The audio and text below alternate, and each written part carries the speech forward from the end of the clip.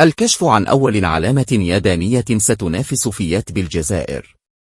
تستعد الحكومة لإعادة بعث مصنع سوزوكي للسيارات في ولاية سعيدة بالشراكة بين الشركة القابضة مادار والمتعامل الياباني سوزوكي، مع استكمال الإجراءات القانونية لتحويل المصنع وإجراء المفاوضات مع سوزوكي لوضع إطار تعاقدي واضح لإطلاق المشروع وتسريع تجسيده وضمان استغلال أمثل لمنشأته، بما يتوافق مع السياسات الوطنية لإعادة بعث الصناعة الميكانيكية وتحقيق الإدماج المحلي وإنتاج قطع الغيار ونقل الخبرة والتكنولوجيا وخلق مناصب شغل ودعم سلاسل الإنتاج المحلية. وفي رد كتابي لوزير الصناعة يحيى بشير على سؤال النائب بالمجلس الشعبي الوطني عبد الكريم بعناني حول أسباب تأخر دخول مصنع الصناعات الميكانيكية للسيارات من علامة سوزوكي حيز النشاط رغم جاهزية هياكله الأساسية، وعن الآجال المتوقعة لانطلاق الإنتاج الفعلي به، وما هي الإجراءات التي تعتزم وزارة الصناعة اتخاذها لتسريع تجسيد هذا المشروع الصناعي الحيوي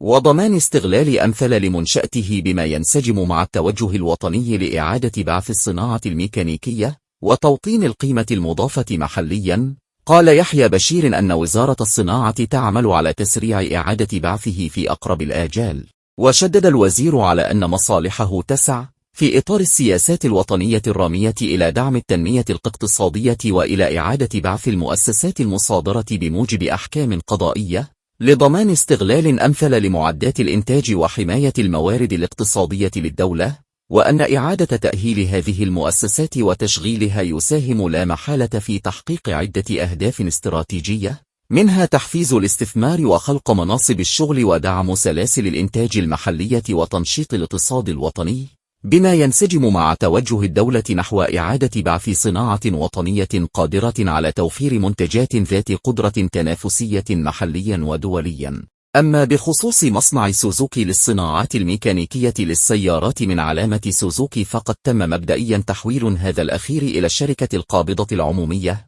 مادار بعد مصادرته بموجب حكم قضائي نهائي، وأن مجمع مادار يعمل حاليا على استكمال جميع الإجراءات القانونية المتعلقة بعملية التحويل مع الالتزام الكامل بالقوانين والأنظمة المعمول بها في هذا المجال. كما تقوم الشركة القابضة مادار في الوقت الراهن بإجراء اتصالات ومفاوضات مع الشركة اليابانية سوزوكي من أجل وضع إطار تعاقدي واضح لإطلاق المشروع، بما يتوافق مع القوانين السارية التي تنظم نشاط صناعة السيارات في الجزائر ويضمن تحقيق الأهداف التنموية للصناعة الميكانيكية الوطنية. كما تعمل وزارة الصناعة على متابعة هذا المشروع الحيوي بالتنسيق مع الأطراف المعنية واتخاذ كل الإجراءات الضرورية لتسريع انطلاقه وضمان استغلال أمثل لمنشأته. هذا وفي إطار مكافحة الفساد واسترجاع الأملاك المصادرة، بادرت السلطات الجزائرية بإعادة تشغيل المصانع التي توقفت لأسباب قانونية أو مالية، ومنها مشروع مصنع سوزوكي في سعيدة الذي يتواجد قيد إعادة البعث. وتأتي هذه الخطوة ضمن سياسة شاملة تهدف إلى إعادة بعث القطاع الصناعي وتحويل الوحدات المسترجعة إلى مؤسسات إنتاجية تساهم في تشغيل اليد العاملة واستغلال الإمكانات المحلية بشكل فعال. وتسعى الحكومة من خلال هذه السياسة إلى بناء صناعة سيارات حقيقية في الجزائر تقوم على رفع نسبة الإدماج المحلي وإنتاج قطع الغيار محليا ونقل الخبرة والتكنولوجيا بدل الاقتصار على التجميع الجزئي. ويتيح هذا التوجه ليس فقط تعزيز الإنتاج المحلي، بل تطوير شبكة صناعية متكاملة تضمن استمرارية الإنتاج وتحقيق اكتفاء تدريجي للقطاع بما يواكب المعايير العالمية في صناعة السيارات. وكان وزير الصناعة يحيى بشير قد أعلن الخميس الماضي في رد على أسئلة شفهية لنواب المجلس الشعبي الوطني عن إيداع طلب الرخصة المسبقة لاستئناف نشاط التصنيع لإعادة بعث مصنع